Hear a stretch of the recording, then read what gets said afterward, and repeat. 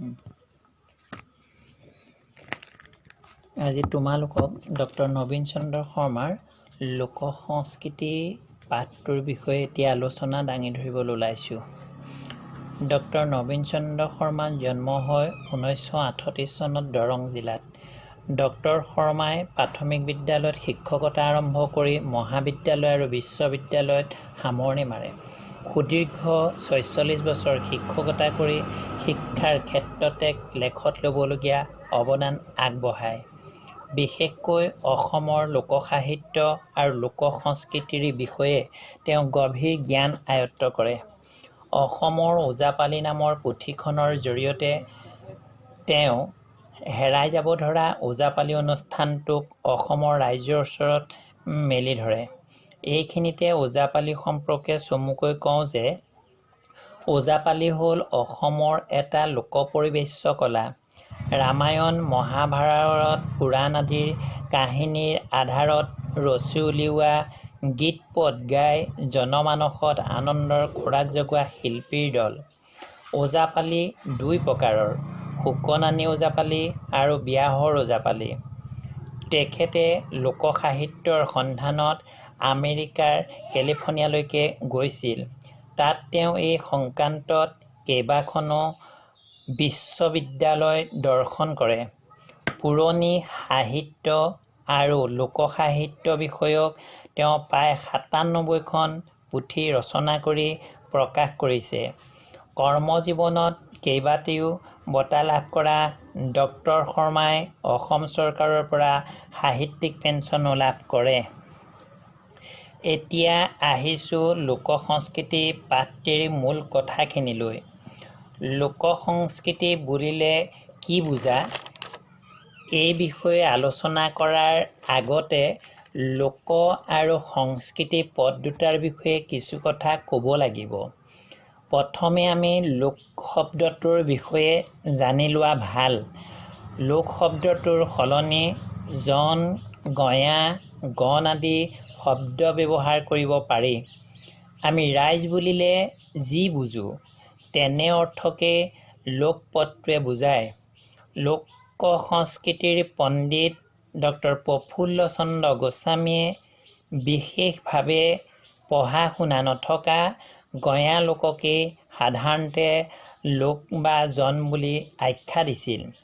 লোক বা জনৰ আচাৰ-অনুষ্ঠান, গীত-পদ, নৃত্য, নাচ, খোৱা-লোৱা, পিন্ধা-উৰা, পূজা-উপাসনা, ৰীতি-নীতি, উৎসৱ-অনুষ্ঠান, খেলা-ধূলা আদিৰ সমষ্টিকে লোক সংস্কৃতি বুলিব পাৰি।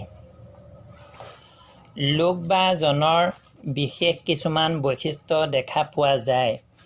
লোক বা জন বা গঞা লোকে সাধাৰণতে গাঁও অঞ্চলত বাস কৰে। তেওঁলোক সাধাৰণতে কৃষিজীৱী। তেওঁলোকে নিজ হাতেৰে মাটি, বাঁহ, কাঠ, বেত আদিৰ পৰা নানাবিধ সা-সঁজুলি প্ৰস্তুত কৰি লয়। মুখে মুখে চলি অহা গীত-পদ, কথা, কাহিনী, যোজনা, পটন্তৰ আদিৰ বিশেষ গুৰুত্ব দিয়ে।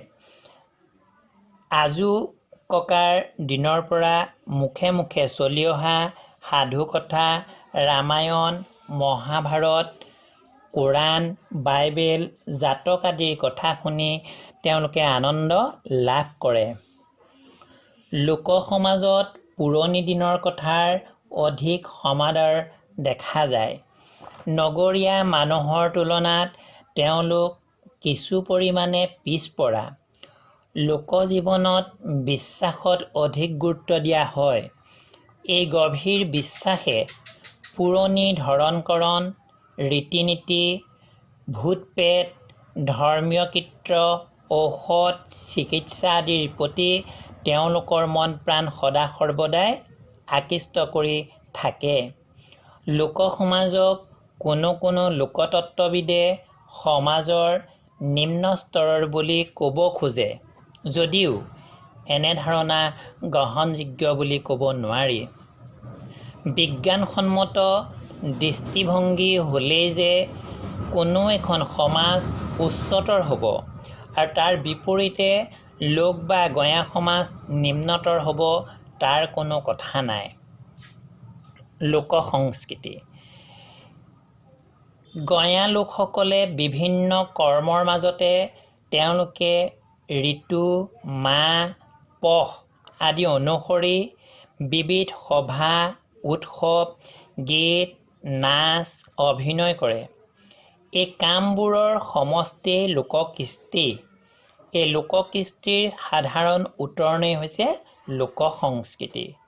লোককৃষ্টিৰ পৰিমাৰ্জনৰ জৰিয়তে শাস্ত্ৰীয় সংস্কৃতিৰ জন্ম হয়। লোক সংস্কৃতিৰ বিষয়বস্তু প্ৰধানভাৱে লোকসাহিত্য বা বাচিক কলা আৰু লোকজীৱন। লোকসাহিত্য বা বাচিক কলাক কেইটামান উপভাগত ভগাব পাৰি, যেনে লোক বা মৌখিক কবিতা বা বাচিক কবিতা। 2 নম্বৰ লোকগীত।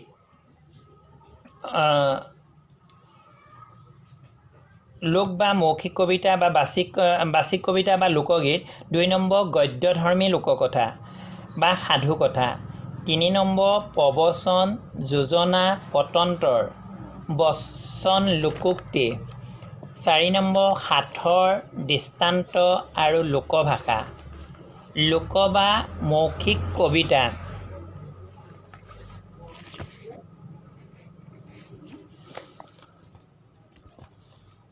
লোক বা মৌখিক কবিতা কেইটামান উপশ্ৰেণীত বিভক্ত, যেনে মালিতা বা কাহিনী গীত, ধৰ্মীয় গীত, প্ৰণয় গীত, কৰ্মগীত, উৎসৱ অনুষ্ঠানৰ গীত, শিশুৰ খেল ধেমালিৰ লগত জড়িত গীত ইত্যাদি। গদ্যধৰ্মী লোককথা, পুৰাণ কথা, জনশ্ৰুতি আৰু সাধুকথা। প্ৰবচন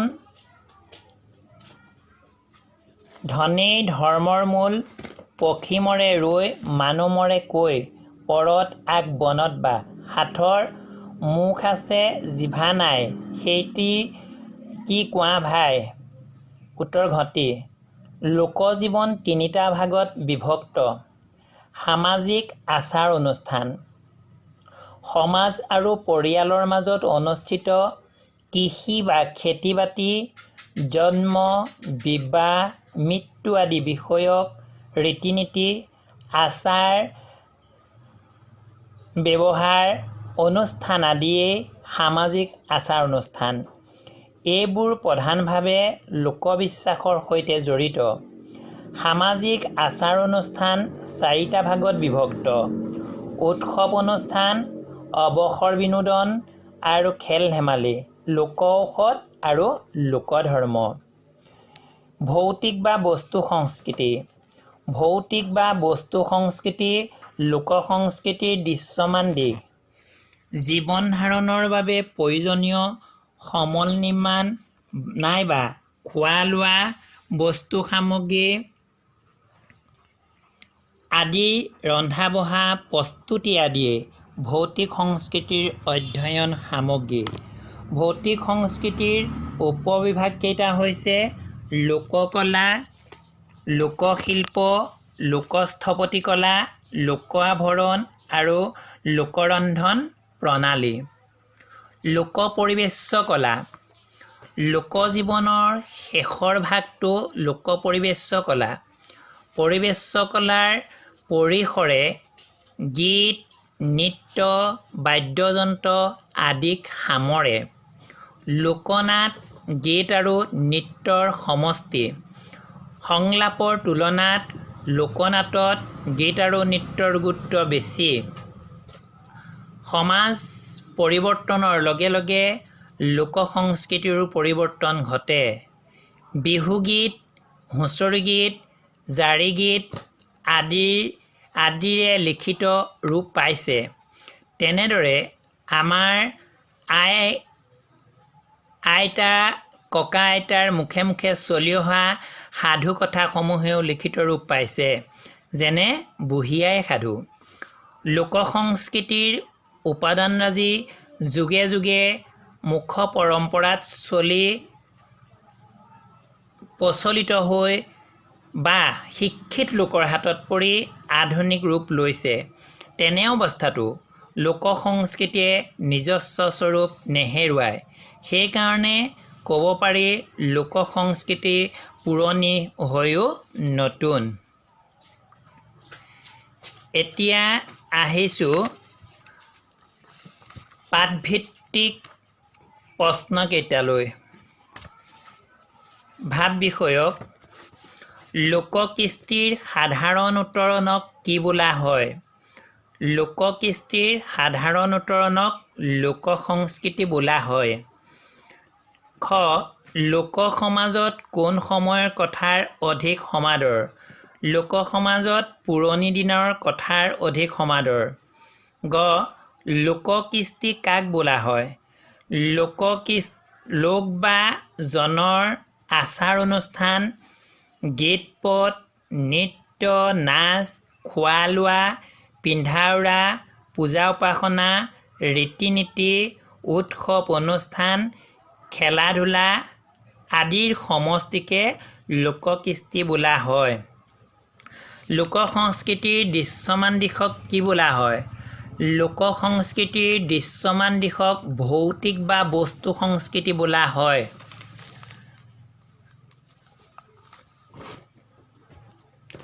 লক্ষ্মীনাথ বেজবৰুৱাই সম্পাদনা কৰা সাধুকথাৰ পুথিখনৰ নাম কি?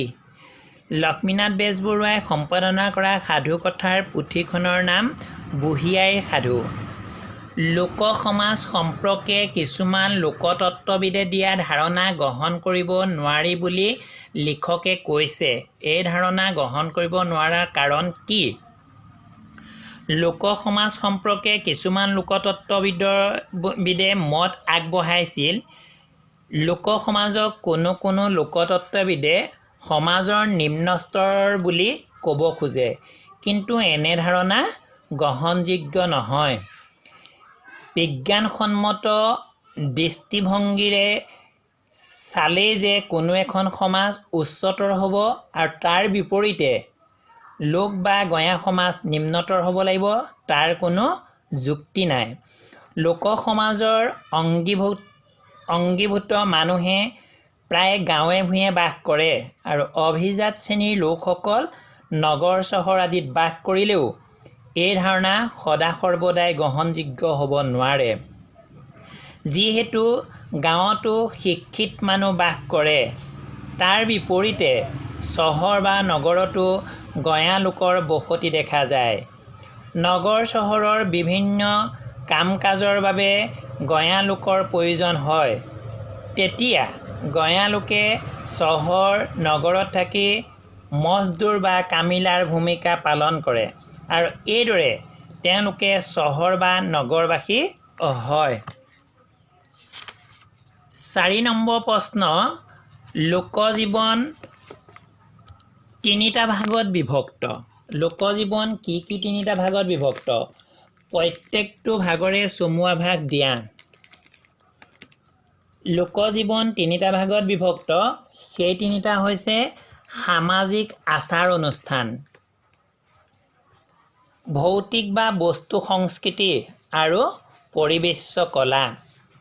সামাজিক আচাৰ অনুষ্ঠান মৌখিক সাহিত্য আৰু ভৌতিক সংস্কৃতিৰ মাজতে পৰম্পৰাগত জীৱন, সমাজ আৰু পৰিয়ালৰ মাজত অনুষ্ঠিত কৃষি বা খেতি-বাতি, জন্ম, বিবাহ, মৃত্যু আদি বিষয়ক ৰীতি নীতি, আচাৰ ব্যৱস্থা, অনুষ্ঠান আদিয়ে সামাজিক আচাৰ অনুষ্ঠান। এইবোৰ প্ৰধানভাৱে লোকবিশ্বাসৰ সৈতে জড়িত। সামাজিক আচাৰ অনুষ্ঠান 4টা ভাগত বিভক্ত, যেনে উৎসৱ অনুষ্ঠান, অৱসৰ বিনোদন আৰু খেল ধেমালি, লোক ঔষধ আৰু লোকধৰ্ম। ভৌতিক বা বস্তু সংস্কৃতি। ভৌতিক বা বস্তু সংস্কৃতি লোক সংস্কৃতিৰ দৃশ্যমান দিশ। জীৱন ধাৰণৰ বাবে প্ৰয়োজনীয় সমল নিৰ্মাণ নাইবা খোৱা লোৱা বস্তু সামগ্ৰী আদিৰ ৰন্ধা বঢ়া, প্ৰস্তুতি আদিয়ে ভৌতিক সংস্কৃতিৰ অধ্যয়ন সামগ্ৰী। ভৌতিক সংস্কৃতিৰ উপবিভাগ কেইটা হৈছে লোককলা, লোকশিল্প, লোকস্থপতিকলা, লোক আভৰণ আৰু লোকৰন্ধন প্ৰণালী। লোক পৰিৱেশ কলা। লোকজীৱনৰ শেষ ভাগটো হৈছে লোক পৰিৱেশ কলা। পৰম্পৰাগত সংগীত, নৃত্য, নাচ আৰু নাট আদিয়ে লোক পৰিৱেশ কলাৰ উপাদান। কোনো এটা সাধুকথা কোৱা বা লোকগীত গোৱাকে পৰিৱেশন কৰা বোলে। এনেধৰণৰ পৰিৱেশন পদ্ধতি এজন বা কেইবাজনো লোকে লোকবাদ্যযন্ত্ৰ, নৃত্যৰ পোছাক পৰিচ্ছদ আৰু দৃশ্য বিৱৰণীৰ সৈতে ৰূপায়ণ পদ্ধতিৰ তুলনাত আকস্মিক ধৰণৰ। পৰিৱেশ কলাৰ পৰিসৰে গীত, নৃত্য, বাদ্যযন্ত্ৰ আদিক সামৰে। লোকনাট গীত আৰু নৃত্যৰ সমষ্টি। সংলাপৰ তুলনাত লোকনাটত গীত আৰু নৃত্যৰ গুৰুত্ব বেছি। ৫ নম্বৰ প্ৰশ্ন বহলাই লিখা। সামাজিক আচাৰ অনুষ্ঠান। লোকজীৱনৰ প্ৰথম ভাগটো হৈছে সামাজিক আচাৰ অনুষ্ঠান। মৌখিক সাহিত্য আৰু ভৌতিক সংস্কৃতিৰ মাজতে পৰম্পৰাগত জীৱন। পৰম্পৰাগত জীৱন মৌখিক সাহিত্য আৰু ভৌতিক সংস্কৃতিৰ মাজৰ সংযোগ সেতু। সমাজ আৰু পৰিয়ালৰ মাজত অনুষ্ঠিত কৃষি বা খেতি-বাতি, জন্ম, বিবাহ, মৃত্যু আদি বিষয়ক ৰীতি-নীতি, আচাৰ ব্যৱস্থা, অনুষ্ঠান আদি সামাজিক আচাৰ অনুষ্ঠান। এইবোৰ প্ৰধানভাৱে লোকবিশ্বাসৰ সৈতে জড়িত।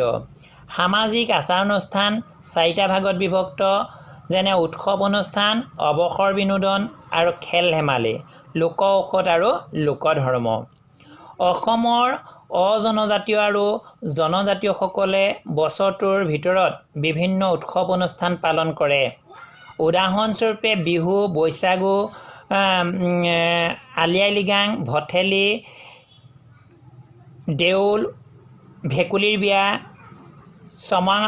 চমাংকাং আদি উৎসৱ অনুষ্ঠানৰ লগত উৰ্বৰতা যাদু সম্পৃক্ত। অসমৰ প্ৰাচীন কালৰ পৰা পৰম্পৰাগতভাৱে বিভিন্ন খেল-ধেমালি চলি আহিছে। এইবোৰৰ ভিতৰত টাংগুটি, ঘিলাগুটি, লুকা-ভাকু, কুকুৰা যুঁজ, কণী যুঁজ, কড়ি খেল আদি উল্লেখযোগ্য। লোকজীৱনত ঔষধ পাতিৰ ব্যৱহাৰো পৰম্পৰাগতভাৱে চলি আহিছে। গাঁৱৰ বেজ বা ওজাই বিভিন্ন ৰোগত বিভিন্ন থলুৱা অৰ্থাৎ আসুৰিক ঔষধ দিয়ে। ওজাই মন্ত্ৰৰ সহায়ত ৰোগ নিৰাময় কৰিবলৈ প্ৰয়াস কৰে অথবা বিভিন্ন বনৌষধিৰ সহায়ত ৰোগ উপশম কৰে। লোকজীৱনৰ জগত জীৱন সম্পৰ্কে বিভিন্ন বিশ্বাস চলি আছে। এনে বিশ্বাসৰ ওপৰতে ধৰ্মৰ বুনিয়াদ ৰচনা কৰা হয়। লোক পৰিৱেশ কলা। লোকজীৱনৰ শেষ ভাগটো হৈছে লোক পৰিৱেশ কলা। লোককলা বা পৰিৱেশ কলা ৰীতিয়ে অসমৰ লোক সংস্কৃতিত বৈচিত্ৰ্য প্ৰদান কৰিছে। পুতলা নাচ, ঢুলীয়া, খুলীয়া, ভাৱৰীয়া, ওজাপালি, দেওধনী নৃত্য, দেৱদাসী নৃত্য, কুশান গান, ভাৰী গান, বাগৰুম্বা আদি অনুষ্ঠান লোককলাৰ ভিতৰত পৰে। লোককলা নাট, গীত, নৃত্যৰ সমলয় মাথোন। পৰিৱেশ কলা ৰীতিৰ মুখ্য উদ্দেশ্য অভিজ্ঞাপন। অনেক ক্ষেত্ৰত পৰম্পৰাগত মৌখিক গীত আৰু পৰম্পৰাগত লোকনৃত্যৰ নামকৰণ সেই গীত বা নৃত্যৰ লগত বিজড়িত পৰিৱেশ কলাৰ নামেৰে ৰখা হয়। ভৌতিক বা বস্তু সংস্কৃতি। ভৌতিক বা বস্তু সংস্কৃতি লোক সংস্কৃতিৰ দৃশ্যমান দিশ। জীৱন ধাৰণৰ বাবে প্ৰয়োজনীয় সমল নিৰ্মাণ নাইবা খোৱা লোৱা বস্তু সামগ্ৰী আদিৰ ৰন্ধা-বঢ়া প্ৰস্তুতি আদি ভৌতিক সংস্কৃতিৰ অধ্যয়ন সামগ্ৰী। ভৌতিক সংস্কৃতিৰ উপবিভাগ কেইটা হৈছে লোককলা, লোকশিল্প, লোকস্থপতিকলা, লোক আভৰণ আৰু লোকৰন্ধন প্ৰণালী। 6 নম্বৰ প্ৰশ্ন লোকনাট কিহৰ সমষ্টি বুলি লিখকে কৈছে? এই শ্ৰেণীৰ নাটত সংলাপৰ ওপৰত গুৰুত্ব দিয়া হয়নে? তোমাৰ নিজৰ কথাই লিখা। লোকনাট গীত আৰু নৃত্যৰ সমষ্টি বুলি লিখকে কৈছে। লোকনাটত সংলাপৰ গুৰুত্ব কম। ইয়াত গীত আৰু নৃত্যৰ ওপৰতহে বেছি গুৰুত্ব দিয়া হয়। সংলাপো আকৌ প্ৰায় পদ্যছন্দত দিয়া হয়। নাট্য কাহিনী ভাগ পৰিণতি বা উপসংহাৰৰ ফালে আগবঢ়াই নিয়াত সংলাপতকৈ গীত পদেহে অধিক গুৰুত্ব লাভ কৰে। লোকনাটত মুখ্য পৰম্পৰা প্ৰচলিত। ৰামায়ণ বা মহাভাৰতৰ কোনো এটা কাহিনীৰ আধাৰত লোকনাট গঢ়ি উঠে। অৱশ্যে মূল কাহিনীভাগ বিভিন্ন পৰিস্থিতিবোৰত লোকনাটৰ ভাৱৰীয়াই অভিনয় অথবা হাস্যাস্পদ ব্যাখ্যা দিবলৈ প্ৰয়াস কৰে। ৭ নম্বৰ প্ৰশ্ন, লোকসাহিত্যক কেইটা আৰু কি কি উপভাগত ভগাব পাৰি? ভাগবোৰৰ নাম লিখা। লোকসাহিত্য বা মৌখিক সাহিত্য, মৌখিক কবিতা বা বাচিক কবিতা আৰু লোকগীত, গদ্যধৰ্মী সাধুকথা বা লোককথা, প্ৰবচন, বচন, লোকোক্তি, যোজনা, পটন্তৰ, সাঁথৰ, দৃষ্টান্ত আৰু লোকভাষা লোকসাহিত্য বা বাচিক কলাৰ প্ৰধান ভাগ। ৮ নম্বৰ প্ৰশ্ন, ভৌতিক বা বস্তু সংস্কৃতিৰ অধ্যয়ন সামগ্ৰী কি? ইয়াৰ উপবিভাগবিলাক কি কি? জীৱন ধাৰণৰ বাবে প্ৰয়োজনীয় সমল নিৰ্মাণ নাইবা খোৱা লোৱা, বস্তু সামগ্ৰী আদি, ৰন্ধা বঢ়া প্ৰস্তুতি আদি ভৌতিক সংস্কৃতিৰ অধ্যয়ন সামগ্ৰী। ভৌতিক সংস্কৃতিৰ উপবিভাগ কেইটা হৈছে লোককলা, লোকশিল্প, লোকস্থপতি কলা, লোক আভৰণ আৰু লোকৰন্ধন প্ৰণালী। ৯ নম্বৰ, অ' মাই জশুৱা হে মাই হে জশুৱা গীতটি কোনে লিখিত ৰূপ দিয়ে? অ' মাই জশুৱা হে মাই হে জশুৱা এই গীতটি ডক্টৰ ভূপেন হাজৰিকাদেৱে লিখিত ৰূপ দিয়ে।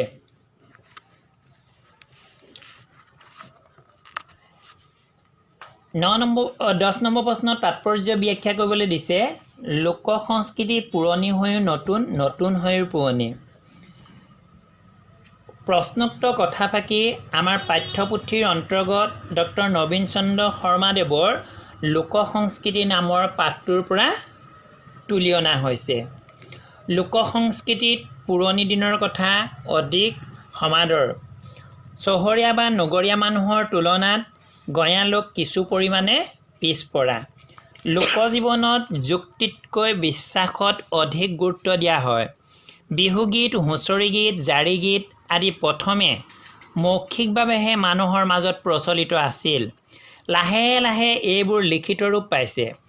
তেনেদৰে আমাৰ ককা আইতাৰ দিনৰ পৰা মুখে মুখে চলি অহা সাধুকথাসমূহেও লিখিত ৰূপ পাইছে। লোক সংস্কৃতিৰ উপাদানৰাজি যুগে যুগে মুখ পৰম্পৰাও প্ৰচলিত হৈ শিক্ষিত লোকৰ হাতত পৰি আধুনিক ৰূপ লৈ যুগ সাপেক্ষে বা সময় সাপেক্ষে স্থিতি লাভ কৰে। তেনে অৱস্থাতো লোক সংস্কৃতিয়ে নিজস্ব স্বৰূপ নেহেৰুৱায়। সেইকাৰণে ক'ব পাৰি লোক সংস্কৃতি পুৰণি হৈও নতুন, নতুন হৈও পুৰণি। সমাজৰ পৰিৱৰ্তনৰ লগে লগে লোক সংস্কৃতিৰো পৰিৱৰ্তন ঘটে। উক্ত কথাফাকি আমাৰ পাঠ্যপুথিৰ অন্তৰ্গত ডক্টৰ নবীন চন্দ্ৰ শৰ্মাদেৱৰ লোক সংস্কৃতি নামৰ পাঠটোৰ পৰা উদ্ধিত। সমাজৰ পৰিৱৰ্তনৰ লগে লগে লোক সংস্কৃতিৰো পৰিৱৰ্তন ঘটে। পৰিৱৰ্তিত সমাজত লোক সংস্কৃতিয়ে দ্বিতীয় অস্তিত্বত জীয়াই থাকে।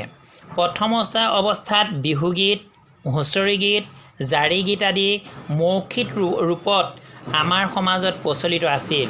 কিন্তু সময়ৰ পৰিৱৰ্তনৰ লগে লগে এই বিহুগীত, হুঁচৰি গীত, জাৰি গীত আদিয়ে লিখিত ৰূপ পাইছে। তেনেদৰে আমাৰ ককা আইতাৰ দিনৰ পৰা মুখে মুখে চলি অহা সাধুকথাসমূহেও লিখিত ৰূপ পাইছে। লোক সংস্কৃতিৰ উপাদানৰাজি যুগে যুগে সমাজৰ পৰিৱৰ্তনৰ লগে লগে পৰিৱৰ্তন হৈ আহিছে। ভাষা বিষয়ক বিপৰীতাৰ্থক শব্দ: বিশ্বাস, অবিশ্বাস, মৌখিক, লিখিত, সংযোগ, বিয়োগ, প্ৰয়োজনীয়, অপ্ৰয়োজনীয়, জন্ম, মৃত্যু, উচিত, অনুচিত। সমাৰ্থক শব্দ গঞা গঞা গাঁৱলীয়া, পিতা দেউতা, বেমাৰ অসুখ বা অসুখ ৰোগ, চহৰ নগৰ, লোক জন গণ আদি।